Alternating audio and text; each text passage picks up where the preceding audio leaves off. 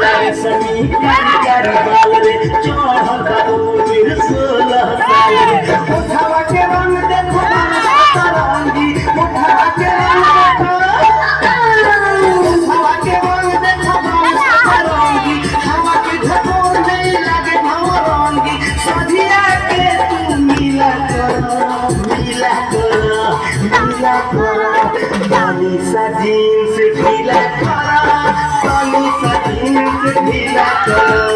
पानी सा जीन्स ढीला करा पानी सा जीन्स ढीला करा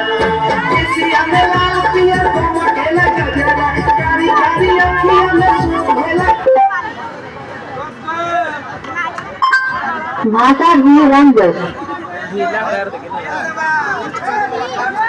भतार खोजा मिथुन गे